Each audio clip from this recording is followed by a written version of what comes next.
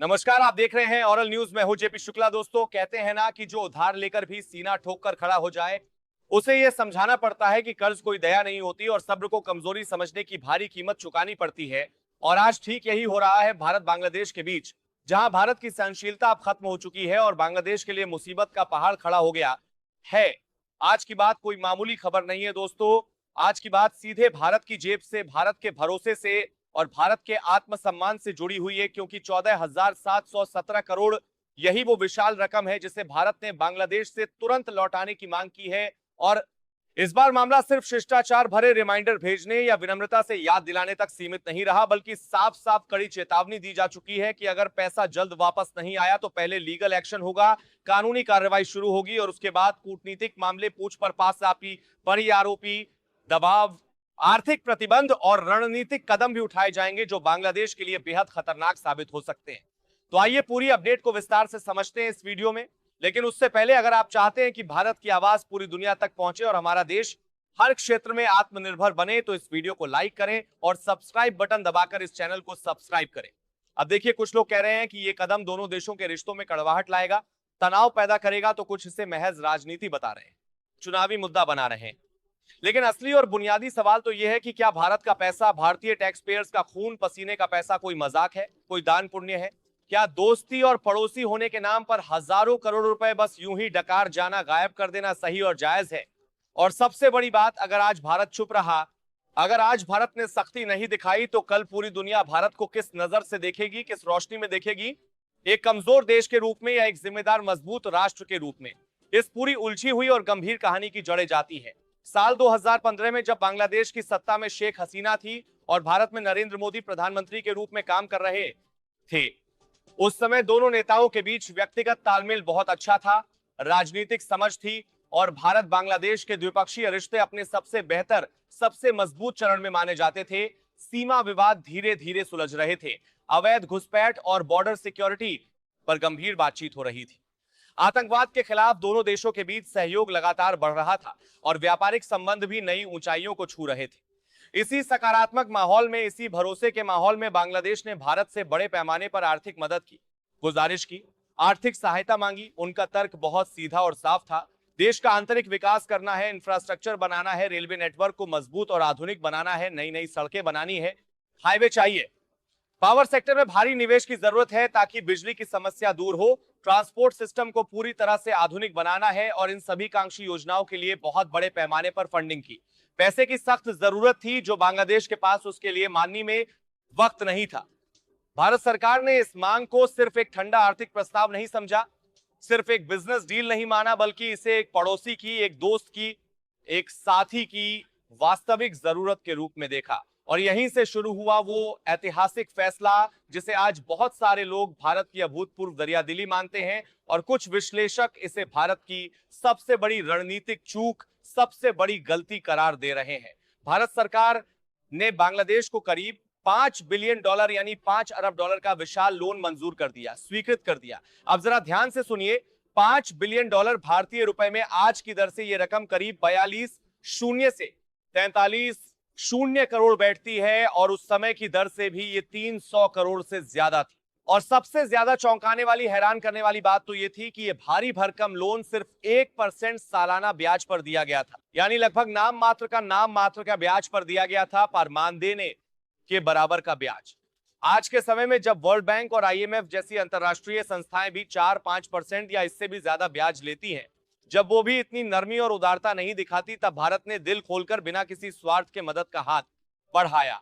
शर्तें भी बेहद आसान और लचीली थी, कोई कठोरता नहीं थी, कोई जमीन गिरवी रखने की मांग नहीं, कोई बंदरगाह देने का दबाव नहीं, कोई सैन्य या रणनीतिक संपत्ति की शर्त नहीं। बस इतना था कि 20 साल की लंबी अवधि में धीरे धीरे आराम से पैसा है लौटाना है। भारत ने यह पूरा मामला भरोसे पर, विश्वास की बुनियाद पर किया और मान लिया कि यह दोस्ती का रिश्ता है, पड़ोसी का रिश्ता है, इसीलिए भुगतान समय पर ईमानदारी से होगा। तय किया गया कि यह विशाल रकम एक साथ नहीं बल्कि किस्तों में चरणबद्ध तरीके से दी जाएगी ताकि पारदर्शिता बनी रहे। पहली किस्त 2016 में जारी की गई जो करीब 4 बिलियन थी, दूसरी किस्त 2019 में दी गई जो 500 मिलियन की थी और तीसरी किस्त 2024 में दी गई जो फिर से 500 मिलियन की थी। यानी 2016 से लेकर 2024 तक पूरे 8 साल के दौरान भारत ने बहुत व्यवस्थित चरणबद्ध तरीके से बांग्लादेश को अरबों डॉलर सौंपे दिए। अब यहां तक कहानी सुनकर तो लगता है कि सब कुछ बहुत सुचारू है, सब व्यवस्थित है, सब प्लान के मुताबिक है, लेकिन असली नाटकीय मोड़ आता है इसके बाद जब भुगतान की बात आती है। जब तक शेख हसीना सत्ता में राजू ही उस पूरे दौर में भी बांग्लादेश ने लोन चुकाने में कोई विशेष रुचि नहीं दिखाई, कोई गंभीरता नहीं दिखाई। पूरे कई कई सालों में जो रकम वापस लौटाई गई वो सिर्फ 376 मिलियन डॉलर थी, यानी करीब 3200 से 300 करोड़। इतनी बड़ी, इतनी विशाल रकम के सामने यह भुगतान तो लगभग नगण्य था, बूंद जैसा था। फिर 2024 में बांग्लादेश में बड़ा सियासी उथल पुथल हुआ, सत्ता परिवर्तन हुआ, शेख हसीना को देश छोड़कर भागना पड़ा और सत्ता में आई मोहम्मद यूनुस की अंतरिम सरकार। भारत को उम्मीद थी, आशा थी कि नई सरकार आएगी तो वह पुराने अंतर्राष्ट्रीय समझौतों का सम्मान करेगी, पुरानी प्रतिबद्धताओं को निभाएगी, लेकिन जो हुआ वह इसका बिल्कुल उल्टा था, एकदम विपरीत था। भारत ने पहले बहुत शालीनता से, बहुत सभ्यता से संपर्क किया, आधिकारिक लेटर्स भेजे गए, औपचारिक पत्र गए, फिर ईमेल्स गए, फिर रिमाइंडर्स भेजे गए। पिछले पूरे 6 महीनों से भारत लगातार बार बार बांग्लादेश को याद दिला रहा है कि लोन की किस्त बकाया है, पेमेंट रुका हुआ है, लेकिन जवाब या तो बिल्कुल नहीं आया, पूरी चुप्पी रही, या फिर जो थोड़ा बहुत आया वो टालमटोल भरा था, अस्पष्ट था। यूनुस सरकार का तर्क, उनका बहाना यह है कि बांग्लादेश की आर्थिक हालत इस समय बेहद खराब है, बहुत नाजुक है, सरकारी खजाना पूरी तरह खाली हो चुका है, देश गंभीर आर्थिक संकट से, वित्तीय संकट से जूझ रहा है, इसीलिए अभी इस वक्त भारत को भुगतान करना संभव नहीं है, पैसे नहीं है। लेकिन यही वो जगह है, यही वो पॉइंट है जहां पूरी कहानी पर गंभीर सवालिया निशान खड़े हो जाते हैं, शक पैदा होता है।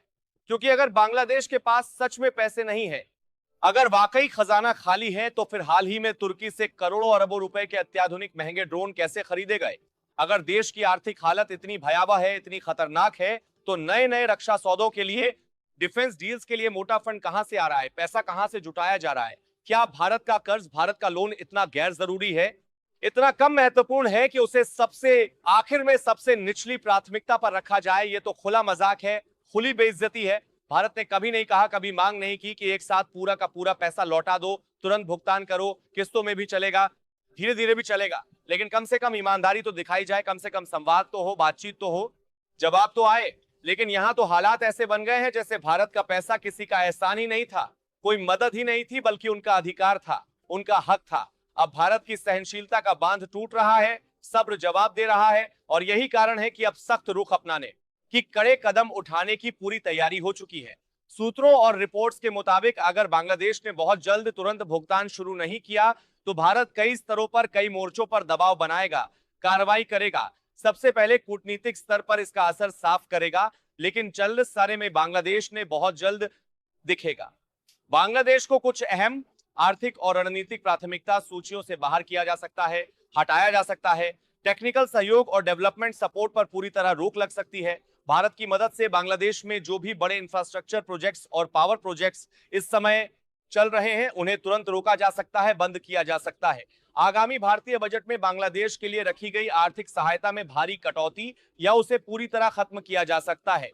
भविष्य में किसी भी नई फंडिंग, सॉफ्ट लोन या अनुदान पर पूरी तरह ब्रेक लग सकता है। संदेश बिल्कुल साफ है, अब दोस्ती और रिश्तों के नाम पर मुफ्त का पैसा नहीं मिलेगा। चीन भी कई देशों की मदद करता है, लेकिन बदले में जमीन, पोर्ट या लंबी लीड जैसी ठोस गारंटी लेता है, जबकि भारत ने बिना किसी शर्त, सिर्फ भरोसे पर फंड दिए। आज वही भरोसा भारत के लिए एक बोझ बनता दिख रहा है। सवाल यह है कि क्या भारत को 14,717 करोड़ यूं ही छोड़ देने चाहिए? जब आम नागरिक लोन नहीं चुकाता तो बैंक कार्रवाई करता है, फिर देशों के मामले में अलग नियम क्यों? यह मुद्दा सिर्फ पैसों का नहीं, बल्कि भारत की साख, अंतर्राष्ट्रीय सम्मान और भविष्य की कूटनीति का है। अगर आज सख्ती नहीं दिखाई गई तो कल दूसरे देश भी यही रास्ता अपनाएंगे। अब फैसला भारत को करना है, सख्ती या सिर्फ कूटनीतिक धैर्य। कमेंट में अपनी राय जरूर बताइएगा। तो दोस्तों, ये थी आज की पूरी खबर, जो काफी रिसर्च और मेहनत के बाद आपके सामने रखा गया है। और जाते जाते एक छोटी सी हेल्प कर दीजिए, इस वीडियो को एक लाइक करके अपने दोस्तों तक शेयर करके हमारी मेहनत को सपोर्ट कर दीजिए। धन्यवाद।